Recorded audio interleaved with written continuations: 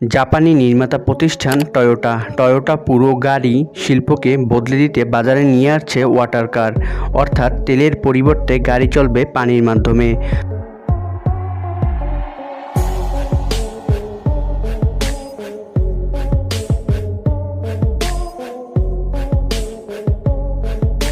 তো চলুন দর্শক, দেখে আসা যাক কেমন হতে যাচ্ছে ভবিষ্যতের ওয়াটার কার।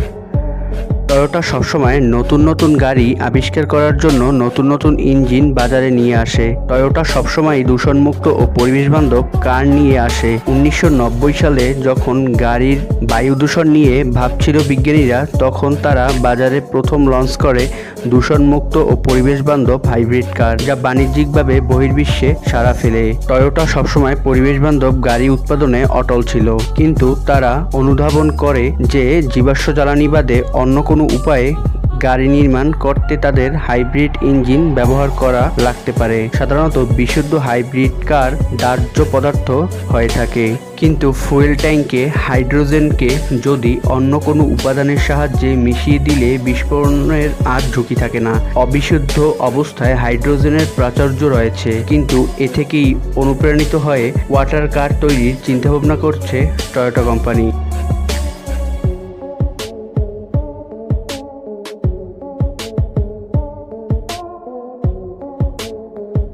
অতীতেও আরও অনেক ব্যক্তি ছিল যারা পানি দিয়ে গাড়ি চালানোর কথা ভাবছে, অনেকেই তা করিয়ে দেখিয়েছে, কিন্তু এই গাড়িগুলোকে যখন বাণিজ্যিকভাবে প্রচার করতে যায় তখনই তারা নানাবিধ হুমকি ও সমস্যার সম্মুখীন হতে হয় তাদের। পরবর্তীতে এই ডিজাইন ও নকশা রহস্যজনকভাবে গায়েব হয় এবং এরকম গাড়ি যারা প্রস্তুত করেছিল তাদেরও অনেকের মৃত্যু হয়। তবে টয়োটা কিভাবে ওয়াটার কার বাজারে নিয়ে আসবে তা এখনো কোনো নকশা প্রকাশ করেনি, তবে কিছুদিনের ভিতরেই টয়োটা কার বাজারে নিয়ে আসছে এটুকু বলা যেতে পারে।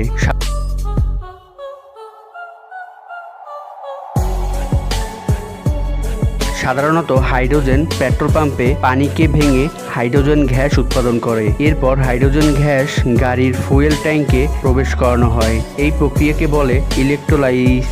এই প্রক্রিয়ার 95% উন্নতি করা সম্ভব। গাড়ি তৈরির এই প্রক্রিয়া যদি সামনেও অব্যাহত থাকে, তবে সুদূর ভবিষ্যতে টয়োটা নতুন কিছু গাড়ি বহির্বিশ্বে প্রকাশ করবে।